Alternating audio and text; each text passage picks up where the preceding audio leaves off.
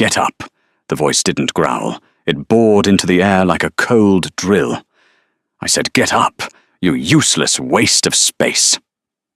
The boot connected with Sisel's ribs before she could scramble backward. It wasn't a nudge. It was a brutal, sweeping kick that sent her sliding across the polished marble of the great hall. The silver tray she had been holding clattered deafeningly, spilling vintage crimson wine across the pristine white boots of Prince Davian. The music stopped. The chatter died. 300 nobles of the Obsidian Pack froze. Davian stood over her, his eyes flashing a violent, unnatural gold. But Sisol didn't cry out. She didn't beg. She looked up, wiping a smear of blood from her lip, and for a split second the air around them shimmered with a static charge so potent it shattered the wine glass lying next to her hand. Davian's leg twitched. He looked terrified. That was the moment the world changed. The silence in the great hall of the Obsidian Pack was usually reserved for the Alpha King's entrance, or an execution. Tonight it was for a spilled drink and a servant girl who refused to stay down. Cecil tried to breathe, but her ribs felt like a cage that had suddenly become too small for her lungs. The pain was sharp, hot, and radiating, but it was the silence that hurt more. It was the weight of 300 pairs of predatory eyes fixing on her. The Wolfless Omega. The runt. The girl with no scent, no shift, and no future. Prince Davian, the heir apparent, the brutal enforcer of King Valerius's iron will, stood frozen. His boot, still wet with the wine he had spilled via her tray, hovered slightly off the ground. Sissel pushed herself up on trembling arms. She expected the second blow. That was the script. Davian was the storm, and she was the debris. He had tormented the Wolfless staff for years, reinforcing the hierarchy that kept his father on the throne. Strength is law, weakness is death. "I apologize, Your Highness," Sissel whispered, her voice rasping. She kept her eyes on the floor, on the reflection of the chandeliers in the spilled wine. "I will clean it immediately." "Don't touch it," Davian snapped. His voice was breathless, strained. Sissel paused, her rag hovering over the stain. She risked a glance upward. Davian wasn't looking at her with the usual disdain. He was staring at his own leg. He shifted his weight, and a visible wince tightened the corner of his eye. "Davian!" King Valerius's voice boomed from the head table. The Alpha King was a mountain of a man, draped in furs that smelled of ancient forests and blood. He stood up, his heavy goblet thudding against the wood. "Why does the runt still breathe? She ruined your boots." The court waited. The expectation was clear. Snap her neck. Throw her out. Finish the job. Davian looked from his father to Sisol.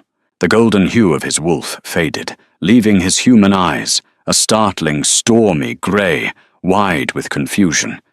He took a step back, almost stumbling. "She," Davian started, then swallowed hard. He straightened his jacket, regaining his composure with a visible effort. "She is not worth the effort of killing, father. She creates a mess even when dying." A ripple of confused murmurs went through the crowd. Davian never spared anyone. "Get her out of my sight," Davian barked, though the venom lacked its usual bite. He pointed at the guards by the door. "Throw her in the lower cells until I decide what punishment befits spoiling a vintage harvest." "The cells?" Valerius narrowed his eyes. "For a spill, just toss her in the snow." "The snow hides the body," Davian argued, his voice rising strangely. "I want her to rot where I can hear her beg." Two burly guards, shifted partially with claws extended, marched forward and hauled Sisol up by her arms. She gasped as the movement pulled at her bruised side. As they dragged her past Davian, she looked at him one last time. He wasn't looking at the guards. He was looking at her hand, the hand that had touched the floor when he kicked her. His lips moved silently. To anyone else it looked like a sneer. But Cecile, who had spent her life reading lips and shadows to survive in a castle of monsters, saw the word clearly. Run. The doors slammed shut, sealing the music inside, and Cecile was dragged into the darkness of the stone corridor. But the heat of that strange static charge still prickled on her skin, and for the first time in her 19 years of life, the silence inside her head was broken. Can't let them see the burn mark. The voice was deep, panicked, and sounded exactly like Davian. But Davian was behind the doors. Cecil realized with a jolt of ice-cold terror. She wasn't hearing his voice. She was hearing his mind. The lower cells were not meant for prisoners of war. They were meant for things the pack wanted to forget. Damp, smelling of mold and rusted iron, the darkness was absolute. Cecil sat huddled in the corner of a cell that was more hole than room. The guards had tossed her in with little ceremony, laughing about how she'd likely freeze before morning. But Cecil wasn't cold. She was burning. The spot on her ribs where Davian's boot had connected didn't feel like a bruise anymore. It felt like a brand. She lifted her rough tunic, her fingers probing the skin. There was no swelling, no tender purple welts. Instead, the skin felt hard like a callus and hummed with a low vibration. What is happening to me? She closed her eyes, trying to calm her racing heart. Being wolfless meant she was technically human in a world of shifters, a genetic dead end born to 2 wolf parents. She had no inner wolf, no accelerated healing, no telepathy. She was the empty one. But the voice returned. Father suspects. He saw the flash. Everyone saw the flash. I have to get to her before the Inquisitor does. Cecil scrambled backward, hitting her head against the stone wall. Who's there? She whispered into the dark. Quiet. You fool, keep your mind quiet. The thought slammed into her brain so hard she physically flinched. It was Davian. It was definitely Davian. But how? Mind linking was reserved for the pack, wolf to wolf. An alpha could command his pack, and mates could speak across distances. But she was neither. She was nothing. I can hear you, she whispered, tears pricking her eyes. Get out of my head. I'm not trying to be in your head, Cecil. You're screaming in mine. You're projecting like a beacon. Footsteps echoed on the spiral stairs far above. Heavy, deliberate steps. They're coming, Davian's thought voice warned, sharp and urgent. Listen to me carefully. The Inquisitor, Lord Thorn, is coming down. He thinks you're a witch or a spy, using some tech to disrupt the king's banquet. If he smells fear, he'll tear you apart. I am afraid, Cecil hissed aloud. Stop talking out loud. Think it. Just push the thought toward me. Cecil clamped her mouth shut. She imagined Davian's face, his cruel jaw, his grey eyes, and pushed the words at the image. Why are you helping me? You kicked me. A pause. The connection felt fuzzy, like a radio tuning in. I kicked you to push you out of the trajectory of the chandelier. Look at the ceiling, you idiot. Cecil frowned in the dark. She couldn't see the ceiling here, but she remembered the great hall. She remembered the static. My father's assassin rigged the glass above you. It was meant for me. You were just in the way. I kicked you clear. But when I touched you... The mental voice trailed off, filled with a sudden, overwhelming confusion that washed over Cecil like a wave. When I touched you, my wolf didn't just recognize you. He knelt. The footsteps stopped outside her cell door. The heavy iron lock groaned. Cecil didn't have time to process Davian's confession that the Alpha Heir's wolf had submitted to a wolfless servant. The door creaked open, and a torch illuminated the cell. Lord Thorn stood there. He was a spindly man, an elder wolf with eyes like milky glass. He didn't look like a warrior. He looked like a dissector of insects. He held a silver instrument in his hand that ticked rhythmically. "Girl," Thorn croaked. "Stand." Sissel stood, her legs shaking. She tried to project confidence, but her mind was a storm. "Focus on the pain in your ribs," Davian's voice commanded in her head. "Anchor yourself. Don't let him see into your mind. If he finds out we are linked, he will kill us both tonight." Thorn stepped closer, the ticking device hovering near Sissol's chest. "The prince says you are clumsy. The king says you are a nuisance. But I saw the air crackle around you, little Wolfless." He reached out, his long, pale fingers brushing her chin. "Tell me, who are your parents? The real ones?" "I am an orphan of the pack, my lord," Sissel said, reciting the lie she had been told her whole life. "My parents died in the Northern Wars." Thorn smiled, revealing teeth that had been filed into points. "No. Your parents died because they stole something from the moon goddess, and I think you might be the receipt." He jammed the silver device against her neck. It wasn't a scanner, it was a taser. Electricity, raw and blue, arced into her neck. Sissel screamed, but the scream didn't just leave her throat. It exploded outward. A pulse of pure kinetic energy blasted from her body. Lord Thorn was thrown backward, slamming into the bars of the cell door with a sickening crunch. The torch sputtered and died. Silence returned. Sissel stood in the center of the dark cell, her hands glowing with a faint, silvery luminescence. "Sissel?" Davian's voice was faint now, terrified. "What did you just do?" "I don't know," she thought back, staring at her glowing hands. "I think I just woke up." For 10 minutes, Sissel didn't move. Lord Thorn lay in a crumpled heap by the door, breathing shallowly, unconscious. The glow in her hands faded, retreating beneath her skin like embers cooling in ash. She felt exhausted, hollowed out, as if she had run a marathon in seconds. "Is he dead?" Davian asked. "No. Sleeping. Hurt," Sissel projected. She was getting the hang of it now. It felt like whispering in a crowded room, directed at one specific ear. "Good. If he dies, the blood debt triggers. I'm coming down." "No." Sissel panicked. "If you come, they'll know. I'm the prince. I go where I please. I'm coming to interrogate you." Minutes later, the heavy door at the top of the stairs opened again. This time, the steps were fast, aggressive. Davian appeared in the doorway, flanked by 2 guards. He looked at Thorn's unconscious body, then at Sissel. He didn't blink. "Thorn is old," Davian snarled at the guards. "He must have slipped. The dampness in here is a disgrace. Get him to the infirmary. I will deal with the prisoner alone." The guards hesitated. Thorn was a high elder. "Your Highness, we should report this to the king. Are you questioning my command?"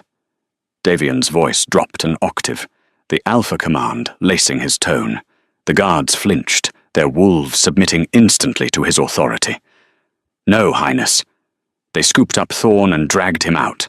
As soon as the door clanged shut, the mask fell from Davian's face. He rushed to the bars, gripping them with white-knuckled hands. "Show me," he demanded. "Show me where I kicked you." Sissel approached the bars cautiously. She lifted her tunic slightly to reveal her rib cage. There was no bruise. Instead, there was a mark in the shape of a crescent moon, silver and shimmering, etched into her skin. Davian let out a breath that sounded like a curse. "The lunar seal." "What is that?" Sissel asked, her voice trembling. Am I marked for death?" "No," Davian whispered, his eyes scanning the corridor to ensure they were truly alone. "You're marked for the throne." Sissel laughed, a dry, hysterical sound. "I'm a servant, Davian. I clean your boots. I don't sit on thrones." "You don't understand," Davian said, unlocking the cell door with a key he pulled from his jacket. He stepped inside, closing the distance between them. For the first time, Sissel realized how tall he was. He smelled of rain, and cedar and fear. "The Wolfless are not mistakes, Sisal," he said, his voice low and intense. "The legends say that once every 1,000 years, the moon goddess doesn't give a child a wolf because the child is the wolf, not a shifter, a vessel. Pure silver blood." He reached out, his hand hovering over the mark on her ribs. He didn't touch it. "My father, the king, he isn't the true Alpha. He seized power by slaughtering the silver bloodline 20 years ago." "We thought he killed them all." Sisal felt the room spin. "My parents. We're likely the true king and queen," Davian finished. "And you have been hiding in plain sight, right under the nose of the man who killed them." Sisal backed away. "Why are you telling me this? You're his son. You're the heir." Davian looked at her, his grey eyes filled with a conflict that seemed to tear him apart. "Because the kick woke your blood up. And now that the seal is visible, every Alpha in this kingdom will smell it, including my father." "So you're going to kill me," Sisal stated flatly. "No," Davian said. "I'm going to claim you." Sisal blinked. "What?" "The winter ball is in 2 days," Davian said, pacing the small cell. "My father expects me to choose a mate. If I choose a highborn wolf, you will be discovered and executed before the week is out. Thorn will wake up and talk." He stopped and turned to her. "But if I claim you, if I publicly mark you as my chosen mate before they realize what you are, by pack law, you become untouchable to everyone but me." "You want to marry me?" Sisal asked, incredulous. "You hate me. You've treated me like dirt for years." "I treated you like dirt to keep you invisible," Davian snapped, though there was pain in his voice. "If I had shown you kindness, the court would have preyed on you. I kept you down so you wouldn't be seen." He took a deep breath. "I don't expect you to trust me. But right now, I am the only thing standing between you and a public execution." He held out his hand. "Come with me. We have to get you out of these rags. We have to train you. If you're going to be the future queen, you need to learn how to not drop wine trays." Sisal looked at his hand. It was a large, strong hand, the hand of a killer, the hand of her tormentor. But in her mind, the link hummed with a sensation she hadn't expected. It wasn't deception, it was desperation. She heard his thought, unguarded and raw. "Please take it. I can't watch another innocent die for my father's crown." Sisal reached out and took his hand. "Fine," she said. "But if you kick me again, Davian, I'll shock you until your teeth melt." Davian actually smiled. A crooked, fleeting thing. Deal. As they left the cell, ascending toward the castle that was now a hunting ground, Sisal didn't know that the shock of her survival was only the beginning. The seal on her ribs was throbbing, calling out to something buried deep in the forest surrounding the castle. Something ancient. Something that had been waiting for the silver blood to wake. And it was hungry. The transition from the mildewed squalor of the lower cells to the oppressive opulence of the upper castle was jarring. Davian had whisked Sisal through a maze of servants' passages, avoiding patrols with practiced ease, finally depositing her in a suite of rooms hidden behind a tapestry in his own wing. It was a gilded cage. The room smelled of beeswax and expensive lavender potpourri.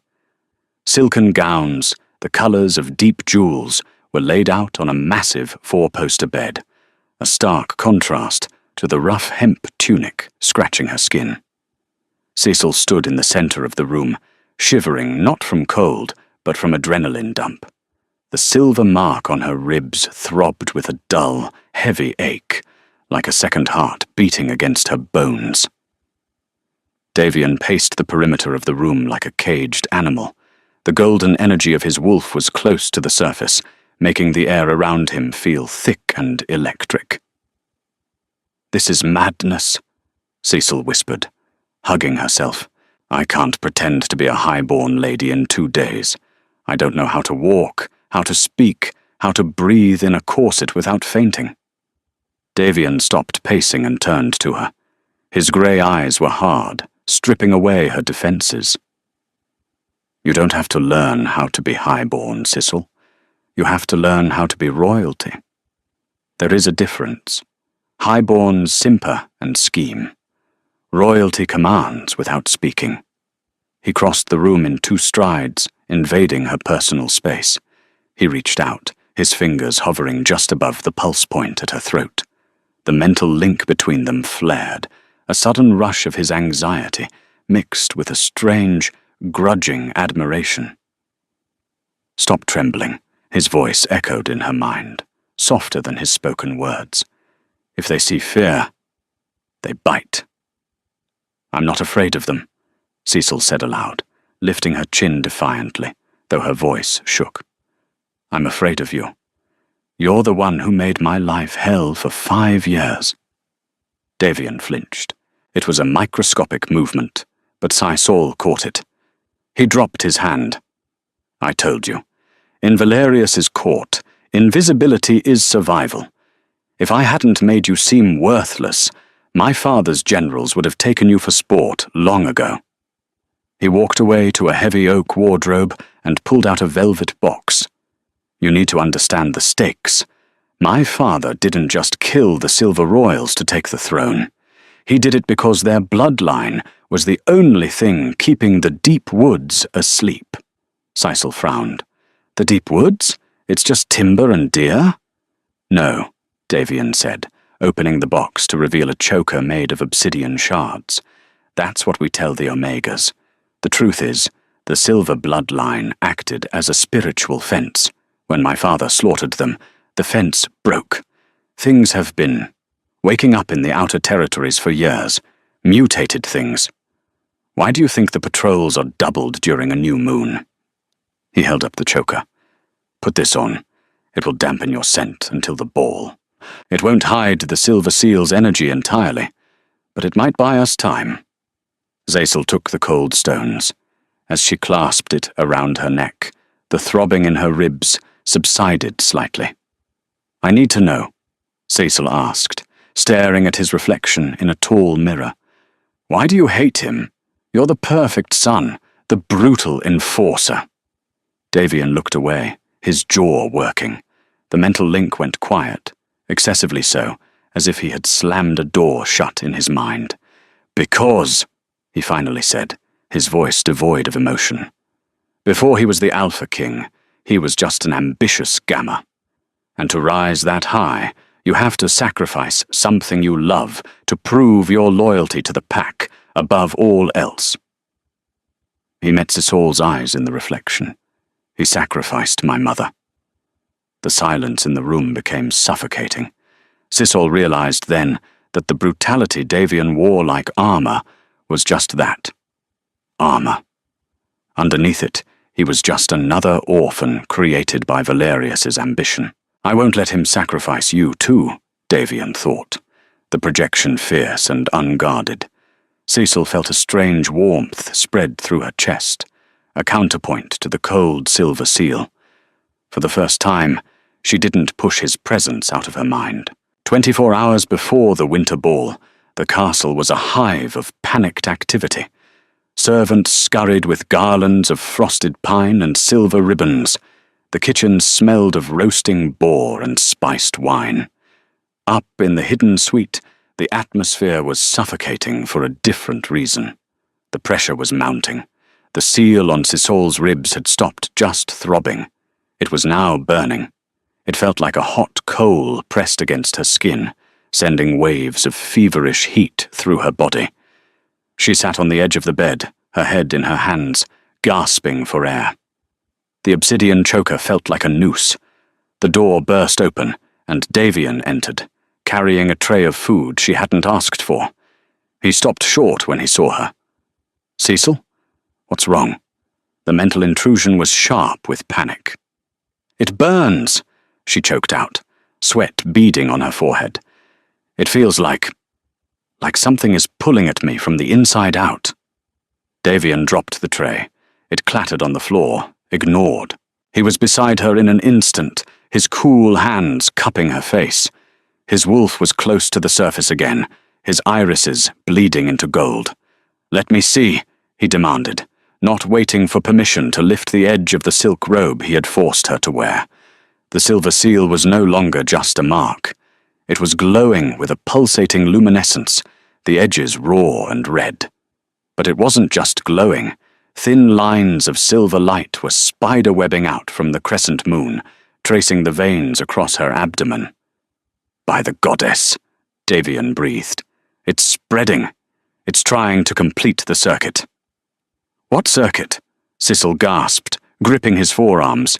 The contact sent a jolt through both of them, a bizarre mixture of pain and pleasure that made her senses reel. "You need air. The stone walls are amplifying the energy." He pulled her to her feet, wrapping a heavy fur cloak around her shoulders to hide her identity and the glowing mark. "Come with me. The upper ramparts are deserted." He practically carried her up the winding stairs to the highest watchtower. The winter air hit Sissel's face like a slap of ice, momentarily cooling the fever. The night was clear, the moon nearly full, casting long, skeletal shadows over the vast expanse of the forest that surrounded the castle. Sissel leaned against the frozen stone merlons, breathing deeply. Davian stood close behind her, his body a solid wall of heat against the wind. He wasn't looking at her. He was scanning the tree line, his body tense as a bowstring. "Do you see them?" he whispered. Sissel squinted into the darkness. At first, she saw only trees. Then, movement. Far below, at the very edge where the cleared land met the ancient woods, shadows were detaching themselves from the darkness. They weren't wolves. They were too big, hunchbacked, moving with a disjointed, loping gait that looked painful. Their eyes didn't reflect light like normal animals. They glowed with a sickly, sulphurous yellow. There were dozens of them, waiting, watching the castle. A wave of primal recognition washed over Sissel, utterly foreign to her human upbringing. She knew what they were. "The Forgotten," she whispered, the name bubbling up from her blood memory. They used to be the guardians of the Silver Throne, but without the pure blood to guide them, they went mad. "They feel you waking up," Davian thought, his hand resting heavily on her shoulder. "They are waiting for orders, or waiting to feast. I don't know which." The realization was terrifying. Sissel wasn't just an heir to a throne, she was the key to an army of nightmares. A sudden, sharp pain pierced her mind. Not hers, not Davian's. It was an external intrusion, clumsy and violent. Davian grabbed her as she stumbled. "Thorn," he snarled silently. "He's awake." Below them, in the courtyard, alarms began to blare. Torches flared to life. "We have to go back," Davian said, pulling her toward the stairs. "Tomorrow night, everything changes. You either walk out as my queen, or we both die as traitors." As they descended into the chaos, Sissel looked back one last time at the forest. The yellow eyes were gone, but the sense of being watched by 1,000 hungry things remained. The grand ballroom of the Obsidian Pack was a masterpiece of intimidation. Crystal chandeliers hung like frozen tears from the vaulted ceiling, casting prisms of light over 300 nobles dressed in their finest silks and furs. The air was thick with the sense of expensive perfume, arousal, and underlying aggression. King Valerius sat on a raised dais at the far end, a massive throne carved from black basalt. He looked bored, swirling dark wine in a goblet, his eyes scanning the crowd for weakness. Sissel stood just outside the massive double doors, her heart hammering against her ribs. The fever had broken, replaced by an icy calm. Davian had spent the last 12 hours drilling her on court protocol, on how to hold her head so the weight of the imaginary crown didn't break her neck. She wore a gown of deep midnight blue, the fabric heavy enough to hide the slight glow still emanating from her ribs, cut high to her throat to conceal the obsidian choker. Her hair, usually a messy brown tangle, was oiled and braided with silver thread, coiled high on her head like a coronet. "Breathe," Davian's voice echoed in her head. He was already inside, standing at the base of his father's throne, looking devastating in a military-style tunic rich with gold embroidery. "Look at no one but me. You are above them." The herald struck the floor with his staff. The doors groaned open. "Presenting," the herald boomed, faltering slightly at the lack of a house name on the card Davian had provided. "Lady Sisol of the Northern Reach." Silence fell over the ballroom faster than the wine glass had shattered 2 nights ago. Every head turned. Sisol stepped across the threshold. The whispers started immediately. "Who is she? I've never smelled her before. Is that the serving girl? No, it can't be." Sisol ignored them all. She fixed her eyes on Davian, who watched her approach with an intensity that burned. She walked the length of the ballroom, the silk of her dress whispering against the marble floor. The obsidian choker felt heavy, dampening her scent, making her seem mysterious rather than human. As she reached the dais, she curtsied low to the king, not a servant's bob, but a deep, graceful obeisance that Davian had forced her to practice until her thighs burned. King Valerius leaned forward, his predatory gaze sharpening. He sniffed the air visibly. "The Northern Reach, you say? I recall no noble houses left in that wasteland." Before Sissel could answer with the rehearsed lie, Davian stepped forward, offering his hand to raise her.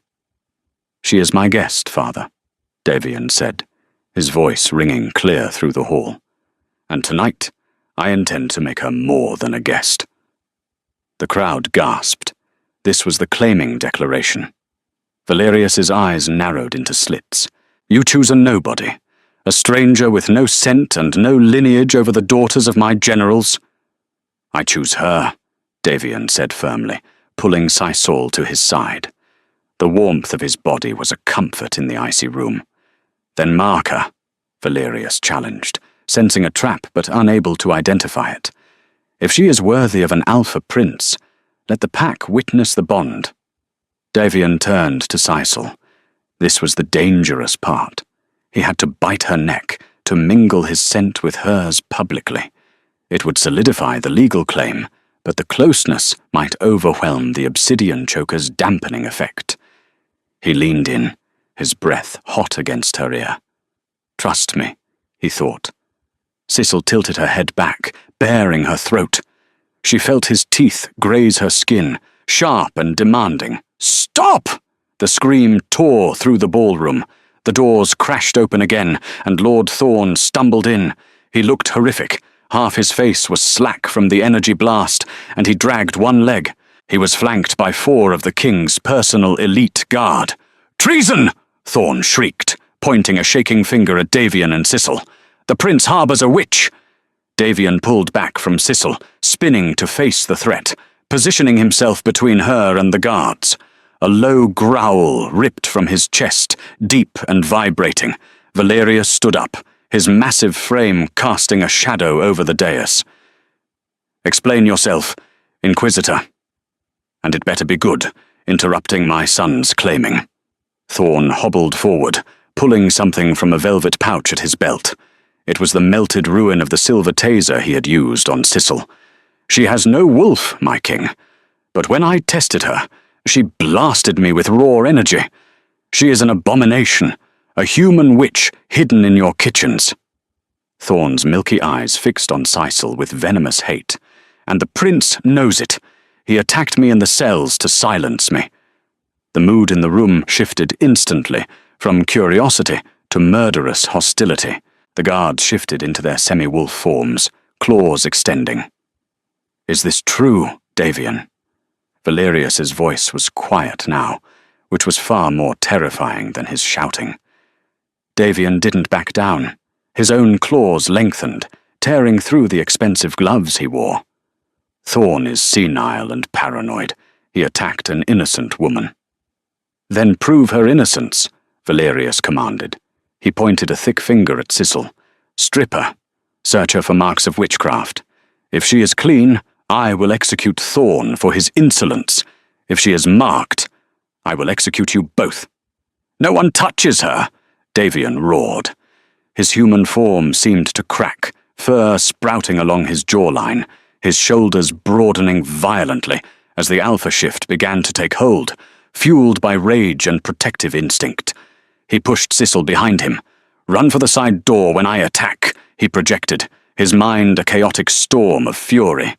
Sissel took a step back. The heat in her ribs was unbearable now. The seal was reacting to Davian's rage, to the imminent violence. Before the guards could advance, a deep, resonant boom echoed through the castle walls. The floor shook violently, knocking several nobles off their feet. Dust rained down from the ceiling. Another boom, closer this time. The main doors to the ballroom buckled inward. Someone screamed, "The outer walls! Something has breached the outer walls!" Sissel felt the blood drain from her face. It wasn't witchcraft.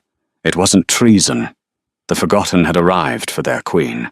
The magnificent double doors of the great hall, reinforced with iron bands and centuries of alpha commands, didn't just open, they exploded inward.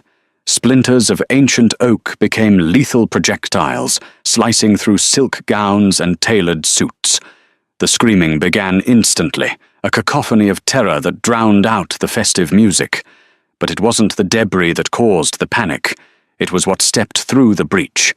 They were nightmares dragged from the deepest, darkest folklore of the pack, the Forgotten. They were enormous, easily twice the size of a shifted alpha, but their proportions were wrong. Their spines were hunched and twisted, covered in matted, patchy fur that smelled of wet earth and decay. Their limbs were too long, ending in claws that scraped grooves into the marble floor. But it was their eyes, sulphurous, glowing yellow orbs devoid of pupils or sanity, that froze the blood in Sissol's veins. There were dozens of them, pouring into the ballroom like a mudslide of muscle and teeth. "Guard! Defend the king!" Valerius roared, his voice shaking the chandeliers above the din. He shifted instantly, his massive black wolf form erupting from his robes, leaping from the dais to meet the first wave of the creatures. The ballroom dissolved into absolute chaos. Nobles shifted, tables were overturned, and the metallic tang of blood quickly overpowered the scent of perfume. Davian didn't shift. Not yet. He grabbed Sissol's arm, his grip bruising in his urgency. "Stay behind me. Do not move away from my back. Do you understand?" He pulled a long, silver dagger from his boot, a weapon he wasn't supposed to have at a peacetime ball. He began to carve a path through the panicked crowd towards a side exit, slashing at a forgotten creature that lunged at them with snapping jaws. The creature recoiled, shrieking a sound that vibrated in Sissol's teeth. It didn't bleed red. It bled a thick, black ichor that sizzled where it hit the floor. Sissel stumbled along behind Davian, her mind a whirlwind of terror and a strange, growing pressure in her chest.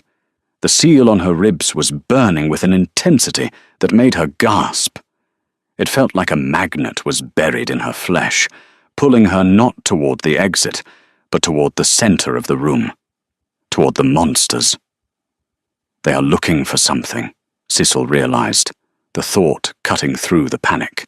They weren't killing indiscriminately.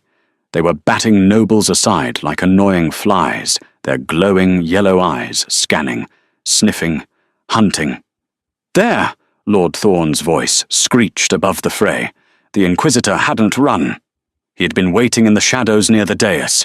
As Davian was occupied parrying a massive claw swipe from one of the creatures, Thorn lunged from behind an overturned table. He didn't attack Davian. He grabbed Sissel by the back of her neck.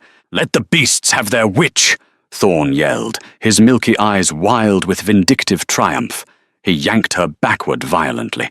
Sisal flailed, her hands clawing at her throat as the obsidian choker, the only thing dampening her true scent, snagged on Thorn's rings. The clasp snapped with a sharp metallic ping. The necklace clattered to the floor, lost under the trampling feet of the flea crowd. Time seemed to warp.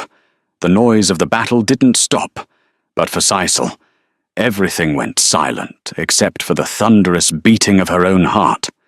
Without the obsidian damper, her scent hit the air like a physical blow. It wasn't the musk of a wolf or the sweat of a human. It was the smell of ozone before a lightning strike, cold iron and crushed winter flowers, a scent so pure, ancient, and overwhelmingly powerful that it defied categorization. Every shifted wolf in the room froze, their noses twitching, confusion overriding their bloodlust. Davian spun around, his grey eyes wide with horror as he realized what Thorn had done. He punched the old wolf squarely in the jaw, sending him sprawling, but it was too late. The nearest forgotten creature, a towering monstrosity with half a face tore away from old scars, stopped mid-lunge toward a guard. Its massive head snapped toward Sisal. Its nostrils flared, inhaling deep draughts of the air.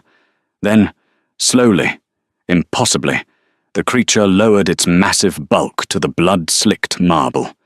It didn't attack. It whimpered, a high, keening sound of pathetic recognition. It knelt. The silence that fell over the ballroom was heavier than the violence that had preceded it. The fighting stopped. Guards, nobles, and the king himself stood frozen in various states of shift, staring at the impossible scene in the center of the room. The wolfless servant girl stood surrounded by 3 massive kneeling monsters. The heat emanating from her body had burned through the delicate silk of her bodice, revealing the glowing silver crescent moon glowing fiercely on her ribs, pulsing in time with her heartbeat. King Valerius shifted back to his human form, naked and panting, his body covered in black ichor and cuts. He stared at Sisal, his face draining of color until he looked like a ghost. The arrogance that usually defined his features was replaced by a dawn of terrifying realization. "No," Valerius whispered, his voice hoarse. "It's not possible. I killed them. I killed every last one of them." He looked from the glowing mark on Sisal's chest to the kneeling forgotten, the ancient guardians of the silver throne, beasts that only obeyed the true bloodline. The truth hung in the air, undeniable and devastating to his 20-year reign. Valerius's shock curdled instantly into murderous rage. He had sacrificed everything, his honor, his mate, his soul, to seize this throne. He would not lose it to a slip of a girl he had used as a footstool. "Kill her!" Valerius roared to his elite guard, pointing a shaking finger at Sisal. "She is controlling the beasts. She is a necromancer. Kill the witch before she destroys us all." The elite guard, conditioned to absolute obedience, hesitated only for a second.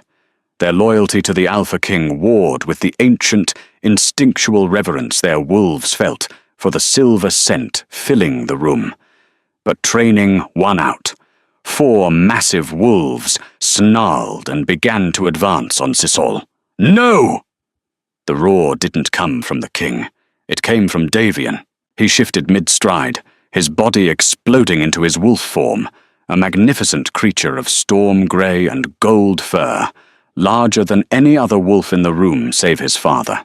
He leaped over Sisal, landing between her and the advancing guards, his teeth bared in a defensive snarl that shook the floorboards. He was defying a direct command from his Alpha King. It was high treason. It was a death sentence. "Davian, don't!" Sisal projected, her mind reeling from the sheer volume of mental noise in the room. The fear of the crowd, the rage of the king, and the confusing, mournful cries of the forgotten in her head. "I told you," Davian's voice came back, clear and resolute in her mind. "I am the only thing standing between you and execution. I meant it." He braced himself as the 4 elite guards attacked simultaneously. Davian fought with a ferocity born of desperation, a whirlwind of teeth and claws holding the line around Sissel. But he was outnumbered, and behind the guards, Valerius was preparing to attack, his eyes fixed on Sissel with lethal intent. Sissel watched Davian taking hits meant for her, his golden fur slick with blood. She felt the confusion of the kneeling forgotten. They wanted to defend her, but they were waiting for an order she didn't know how to give. "Help him," she mentally screamed at the creatures. The forgotten whimpered, confused. Must have anchor. A disjointed, ancient thought echoed back to her. They needed guidance. They were raw power without direction, just like her. Cecil looked at Valerius, who was now charging past his guards, straight for her throat. She saw the hate in his eyes, the hate of a usurper facing his reckoning. She closed her eyes and stopped fighting the burning sensation in her chest. Instead, she dove into it.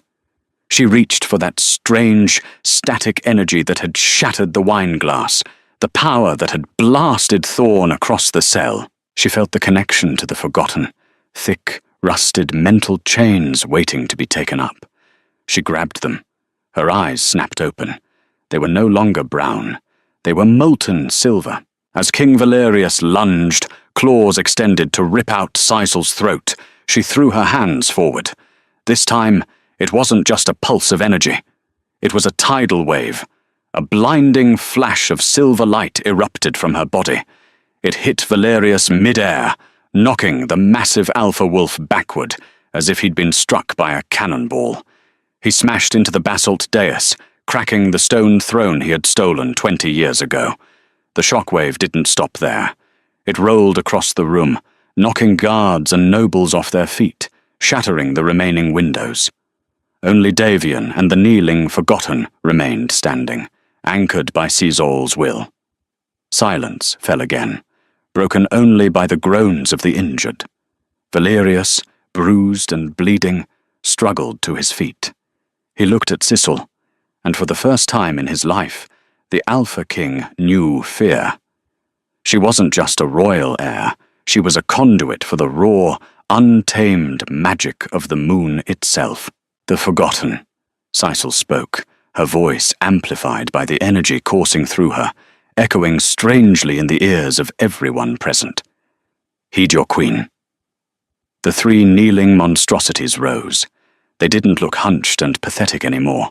They looked terrifyingly competent. They flanked Sissel, a grotesque royal guard, awaiting her command. "You stole my life," Sissel said, walking slowly toward Valerius. The crowd parted for her, terrified, awestruck. "You murdered my parents. You enslaved my people.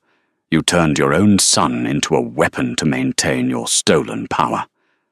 "I did what was necessary for the strength of the pack," Valerius spat, though he backed away as she approached. "The silver blood was weak. They wouldn't do what needed to be done." "Strength isn't slaughter, Valerius," Sisel said sadly.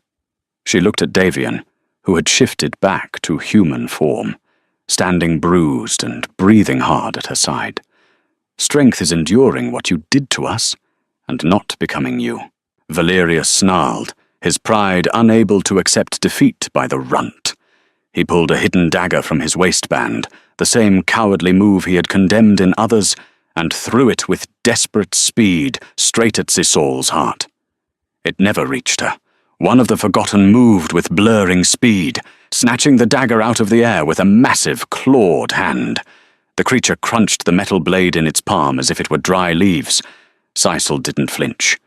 She looked at the usurper king, now disarmed and cowering against his broken throne. "I will not kill you," Cecil said. "That is your way. Death is too easy." She raised her hand, palm open toward him. The silver mark on her ribs pulsed violently. "I command the blood within you," she commanded, her voice vibrating with ancient authority. "Submit." Valerius screamed as his own wolf turned against him. The forced submission to an alpha of immensely superior power was agony. He fell to his knees, fighting it, his veins bulging, but the ancient magic of the Silver Queens was absolute. He collapsed onto his face, whimpering, his alpha aura extinguished like a candle in a hurricane. He was no longer king. He was just a broken man on a dirty floor. Sissel turned to the stunned room. The nobility of the Obsidian Pack looked at the servant girl, who had just dethroned their tyrant with a wave of her hand. Davian stepped forward, taking her hand. His touch was grounding, warm against the icy fire in her veins. He looked at the crowd, then knelt on one knee before her, bowing his head in genuine submission. One by one, the guards dropped to their knees. Then the nobles. The entire ballroom bowed before the Wolfless runt, the hidden queen, the breaker of chains. Sissel looked out at the sea of bowed heads, then up at Davian, the prince who had kicked her to save her, the tormentor who had become her shield. The reign of blood was over. The reign of silver had begun. The snow had covered the carnage in the courtyard, leaving the castle looking deceptive in its peaceful purity. Sissel stood on the ramparts, the obsidian crown heavy on her brow, a weight she was still learning to carry. The Forgotten prowled the tree line below, no longer mad, but vigilant guardians of the border. Davian stood beside her, no longer the prince of ice and cruelty. The shadows under his eyes were lighter, though the scars of his father's reign would take a lifetime to fade for both of them. He reached out, his fingers intertwining with hers. The static shock was gone, replaced by a steady, comforting hum of connection. They had defied a king, broken a curse, and rewritten the destiny of a kingdom that had tried to crush them. They learned that the loudest power isn't always the strongest, and that sometimes the most ferocious wolves are the ones hidden in plain sight, waiting for the right moon to rise. This story is just the beginning of their reign. If you enjoyed the rise of the Silver Queen and her Alpha Prince, please like, share, and subscribe for more tales from the Obsidian Kingdom. What do you think will happen to Valerius? Let us know in the comments.